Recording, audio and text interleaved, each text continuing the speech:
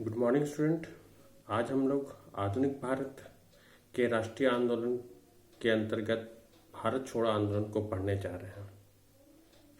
यदि हम इस आंदोलन के आरंभ के पूर्व की पृष्ठभूमि को देखते हैं तो हमें यह ज्ञात होता है कि 1939 ईस्वी में द्वितीय विश्व युद्ध का आरंभ हो चुका था। सितंबर 1939 में जर्मनी द्वारा पोलैंड पर आक्रमण करने के फलस्वरूप द्वितीय विश्व युद्ध का प्रारंभ हो गया था। द्वितीय विश्व युद्ध की शुरुआत के साथ ही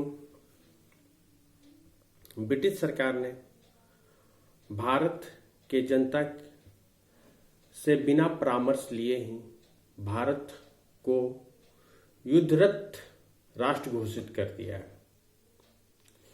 युद्धरत राष्ट्र घोषित करने के साथ ही भारत में आपातकालीन कानून लागू किए गए, जिससे प्रांतीय सरकारों की स्वायत्तता पर नियंत्रण स्थापित कर लिया गया था तथा नागरिक अधिकार कानूनों पर प्रतिबंध लगा दिया गया था। इस समय कांग्रेस युद्ध में अपना सहयोग व समर्थन देने के विरुद्ध नहीं थी, लेकिन कांग्रेस समर्थन के बदले अब कुछ मांगों को भी ब्रिटिश सरकार के समक्ष रखी, जिसमें प्रमुख मांग यह था कि भारत को पूर्ण स्वराज की घोषणा अभी ब्रिटिश सरकार के द्वारा की जाए तथा युद्ध काल में युद्ध की नीतियां भारतीयों द्वारा तय की जाए। किंतु ब्रिटिश सरकार की ओर से कांग्रेस की मांगों के संदर्भ में किसी भी प्रकार का आश्वासन नहीं दिया गया। अतः कांग्रेस के सभी प्रांतीय मंत्रिमंडल ने इस्तीफा दे दिया और नए सिरे से जन आंदोलन करने का विचार विमर्श शुरू कर दिया। कांग्रेस द्वारा मंत्रिमंडल से त्यागपत्र देने के पश्चात कांग्रेस का वार्षिक अधिवेशन मार्च 1940 में रामगढ़ में आयोजित किया गया। इसमें कांग्रेस ने ब्रिटिश सरकार को इस शर्त पर विश्व युद्ध में सहयोग करने का प्रस्ताव रखा कि केंद्र में अंतरिम राष्ट्रीय सरकार का गठन किया जाए। तत्कालीन वायसराय लॉर्ड लिंथिग्नो ने युद्ध में कांग्रेस के सहयोग अर्थात कांग्रेस का सहयोग प्राप्त करने के लिए खुद प्रस्ताव रखा, जिसे हम अगस्त प्रस्ताव के नाम से भी जानते हैं। अगस्त प्रस्ताव के अंतर्गत यह बात कही गई कि युद्ध के बाद प्रतिनिधात्मक संविधान निर्मात्री संस्था अर्थात संविधान सभा का गठन किया जाएगा तथा वायसराय के कार्यकारिणी परिषद में भारतीयों की संख्या अविलंब बढ़ाई जाएगी व युद्ध के दौरान एक सलाहकारी परिषद का भी गठन किया जाएगा, जिसमें भारतीय शामिल होंगे। किंतु अगस्त प्रस्ताव में कांग्रेस की अंतरिम राष्ट्रीय सरकार के गठन के मांग को अस्वीकार कर दिया गया। अतः कांग्रेस ने अगस्त प्रस्ताव को ठुकरा दिया।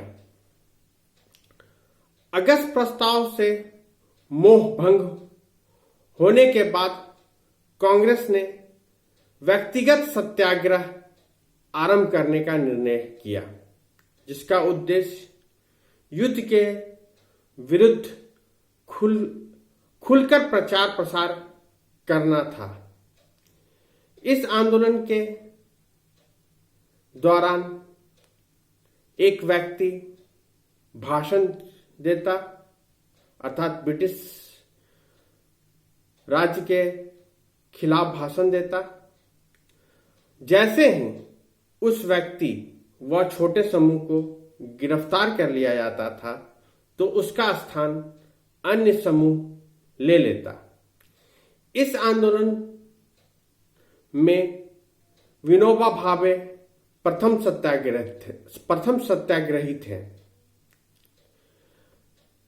व्यक्तिगत सत्याग्रह, जिसका दूसरा नाम व्यक्तिगत सविनय अवज्ञा आंदोलन भी है, यद्यपि यह आंदोलन सीमित था, किंतु इस आंदोलन ने व्यापक जन जागृति लाई।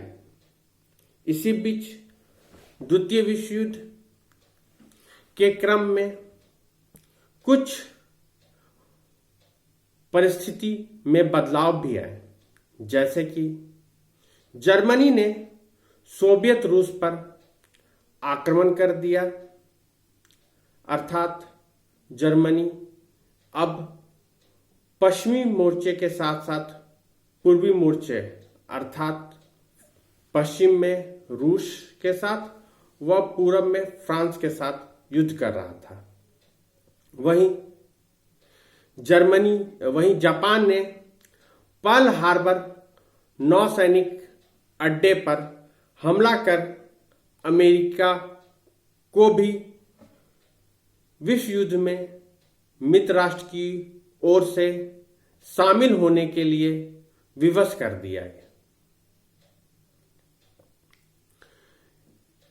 अमेरिका द्वारा विश्व युद्ध में शामिल हो जाने के पश्चात तथा जापान द्वारा दक्षिण पूर्वी एशियाई द्वीप समूहों पर फ्रांसीसी व ब्रिटिश उपनिवेशों पर अधिकार कर लेने के पश्चात ब्रिटिश सरकार दबाव में आ गई तथा मित्र राष्ट्र भी ब्रिटिश सरकार अर्थात चर्चिल पर, जो तात्कालिक ब्रिटेन के प्रधानमंत्री थे, पर यह दबाव डालने लगे कि ब्रिटिश सरकार कांग्रेस के साथ कोई समझौता करे। ब्रिटिश सरकार भी यह नहीं चाहती थी कि इस समय भारत में कोई बड़ा जन आंदोलन आरंभ हो। अतः भारतीयों का विश्व युद्ध में समर्थन प्राप्त करने हेतु एक मिशन भेजा गया, जिसे हम क्रिप्स मिशन के नाम से भी जानते हैं। सर स्टॉफर्ड क्रिप्स ने कांग्रेस के नेताओं से बातचीत करने के पश्चात अपना एक प्रस्ताव प्रस्तुत किया, जिसमें भारत को औपनिवेशिक स्वराज्य अर्थात डोमिनियन स्टेटस देने की बात कही गई, किंतु इसके संदर्भ में अंतिम निर्णय द्वितीय विश्व युद्ध के समाप्ति के बाद ही ली जाएगी। क्रिप्स मिशन में यह भी बात उल्लेख किया गया कि युद्ध काल में एक सलाहकार परिषद का गठन किया जाएगा, जिसमें भारतीय भी शामिल किए जाएंगे। किंतु कांग्रेस ने क्रिप्स मिशन के प्रस्ताव को आधिकारिक रूप से ठुकरा दिया गांधी जी ने इस प्रस्ताव को उत्तर दिनांकित चेक अर्थात पोस्ट डेटेड चेक कहा। क्रिप्स मिशन की असफलता के बाद कांग्रेस, विशेष रूप से महात्मा गांधी, व्यापक जन आंदोलन की तैयारी शुरू की। कुछ अंतर्राष्ट्रीय परिस्थिति भी आंदोलन के वातावरण का निर्माण कर रही थी। जापान, जो इंग्लैंड के विरुद्ध धुरी राष्ट्र के गुट में शामिल था, उसने दक्षिण प्रशांत क्षेत्र में व दक्षिण पूर्वी एशिया में बड़ी सफलता प्राप्त की तथा ब्रिटेन व फ्रांस के उपनिवेशों पर अपना आधिपत्य कायम कर लिया। मार्च 1942 तक जापान रंगून तक पहुंच गई थी। भारत में अंग्रेजों की उपस्थिति जापान के आक्रमण का कारण भी बन सकता था। अतः गांधी जी यह नहीं चाहते थे कि भारत ब्रिटिश गुलामी से निकलकर जापान के नियंत्रण में चला जाए। अतः गांधी जी ने संपूर्ण भारत में जन आंदोलन शुरू करने का निर्णय किया। इसी परिस्थिति में जुलाई 1942 में वार्धा में एक कांग्रेस कार्यकारिणी समिति की बैठक बुलाई गई, अर्थात विशेष अधिवेशन बुलाया गया, जिसमें गांधी जी ने भारत छोड़ो आंदोलन का प्रस्ताव रखा, जो 8 अगस्त के बंबई अधिवेशन में आधिकारिक रूप से स्वीकार कर लिया गया। भारत छोड़ो आंदोलन प्रारंभ करने में कुछ अन्य परिस्थितियां का भी योगदान रहा, जैसे उद्योगों में आवश्यक वस्तुओं का निर्माण न होने के कारण आवश्यक सामग्री की कमी हो गई, जिसके फलस्वरूप उनका मूल्य काफी बढ़ गया। वहीं पाश्चात्य पूंजीपति वर्ग द्वारा भारत से अपना व्यापार बंद करना शुरू कर दिया गया। ब्रिटिश सरकार ने युद्ध का खर्च पूरा करने हेतु नवीन उपकरण भी लगाए, जिससे किसानों व पूंजीपति वर्गों में कर का बोझ काफी बढ़ गया। वहीं दक्षिण पूर्वी एशिया के अशांत परिस्थिति से कई भारतीय वापस भारत आए, जिनमें 80% से ज्यादा बिहारी व उत्तर प्रदेश के लोग थे। इस समय उत्तर प्रदेश को संयुक्त प्रांत भी कहा जाता था। जब ये लोग भारत वापस आए तो ये लोग अंग्रेजी राज के विरुद्ध में माहौल गर्म करने में भी महत्वपूर्ण भूमिका निभाई। भारत छोड़ो आंदोलन की घोषणा 8 अगस्त के मध्यरात्रि में की गई। आंदोलन का मुख्य लक्ष्य पूर्ण स्वराज को प्राप्त करना था। इस आंदोलन की पद्धति पूर्व के आंदोलन के समान ही अहिंसात्मक व असहयोगात्मक थी। गांधी जी ने इस आंदोलन के प्रारंभ करने से पूर्व भारतीय जनता को संबोधित करते हुए कहा कि जब तक पूर्ण स्वराज का लक्ष्य हासिल नहीं हो जाता तब तक हम इससे कम बातों को नहीं मानेंगे। इसी संदर्भ में गांधी जी ने करो या मरो का नारा दिया। इसके अलावा गांधी जी ने एक और संदेश दिया। उन्होंने कहा कि मुझे व कांग्रेस के कुछ वरिष्ठ नेताओं को गिरफ्तार किया जा सकता है, अतः आंदोलन नेतृत्व विहीन हो जाएगा।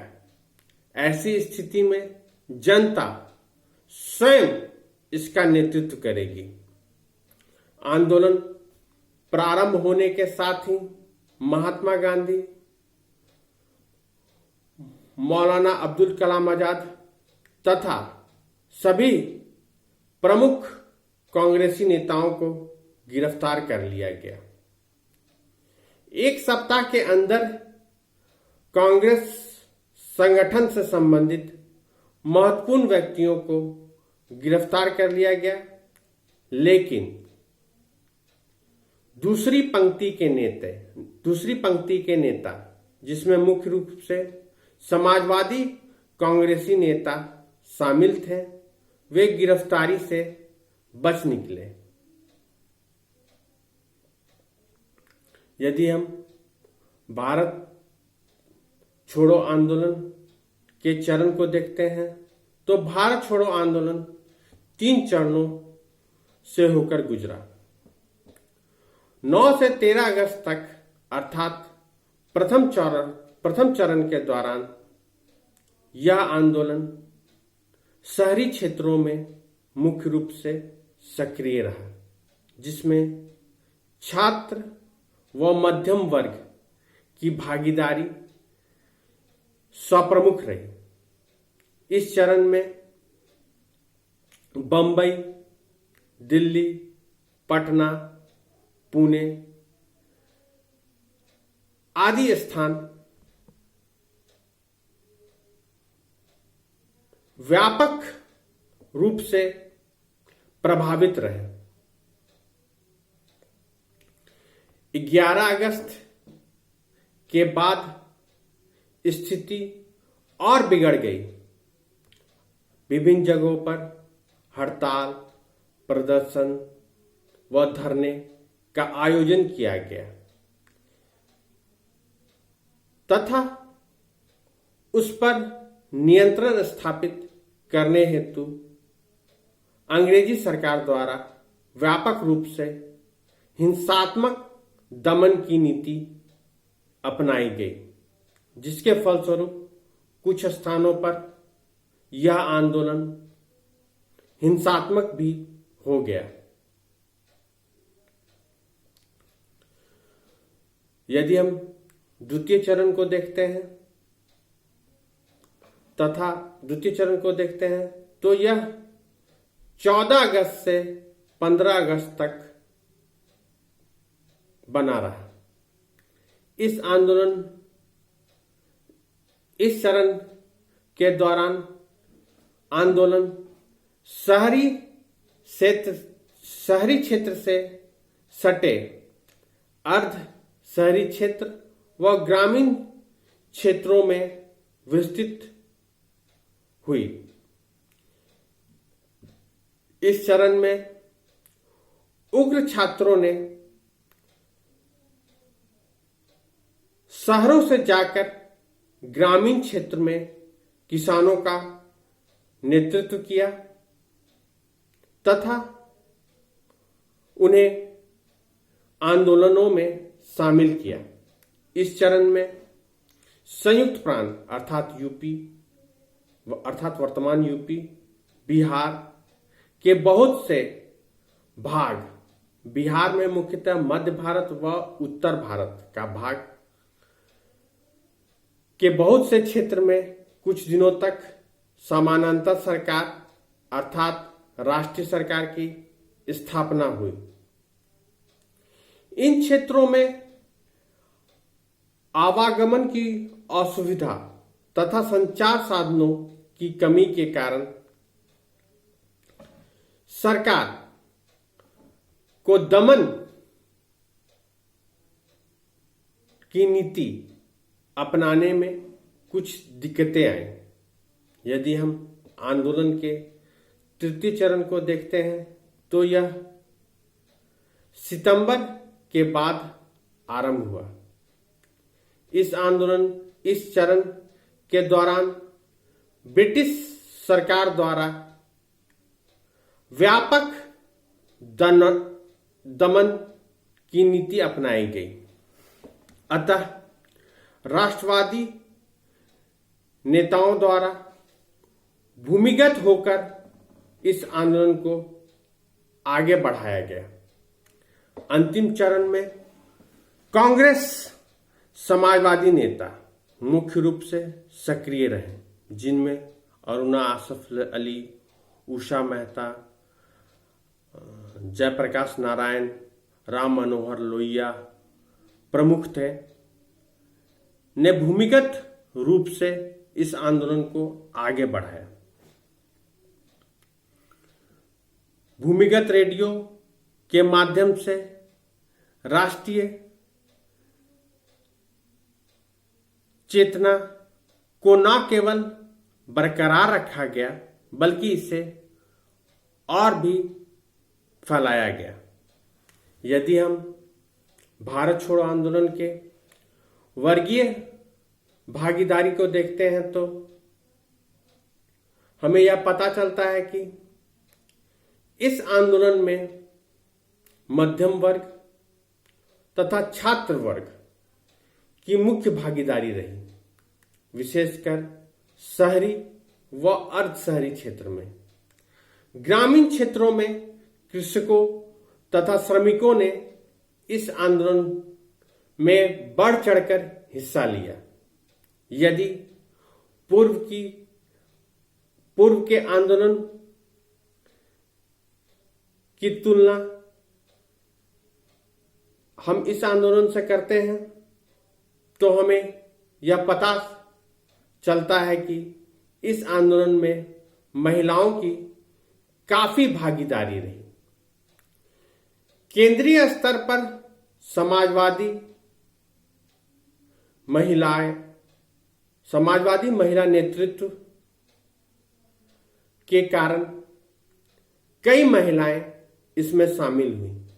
ग्रामीण क्षेत्र में सबसे ज्यादा महिला इसी आंदोलन में भाग ली। यदि हम भारत छोड़ो आंदोलन में राजनीतिक दलों की भूमिका को देखते हैं तो हमें यह पता चलता है कि भारत छोड़ो आंदोलन में मुख्य रूप से कांग्रेस पार्टी ही शामिल थी। अन्य पार्टियों का इस आंदोलन में सहयोग ना के बराबर था। मुस्लिम लीग इस आंदोलन का आरंभ से ही विरोधी थी, क्योंकि इस समय मुस्लिम लीग पृथकवाद को बढ़ावा दे रही थी। जिन प्रांतों में मुस्लिम लीग की सरकार थी वैसे प्रांतों में मुस्लिम लीग ने आंदोलनकारियों का दमन किया। कम्युनिस्ट पार्टी ऑफ इंडिया अर्थात सीपीआई, यद्यपि के भागीदारी को इस आंदोलन में देखते हैं तो हमें यह पता चलता है कि कम्युनिस्ट पार्टी विश्व युद्ध के आरंभ में ब्रिटिश विरोधी थी, किंतु जब सोवियत रूस पर जर्मनी ने आक्रमण कर दिया तथा सोवियत रूस मित्र राष्ट्र के गुट में शामिल हो गया तो सीपीआई भी विश्व युद्ध में ब्रिटिश समर्थक बन गई। यही कारण है कि 1942 में सीपीआई पर से ब्रिटिश सरकार द्वारा प्रतिबंध हटा दिया गया। अन्य क्षेत्रीय पार्टी जैसे हिंदू महासभा, कृषक पार्टी, मद्रास की जस्टिस पार्टी ने भी इस आंदोलन में भागीदारी नहीं ली। यदि हम सबसे रोचक तत्व इस आंदोलन का स्वरूप है।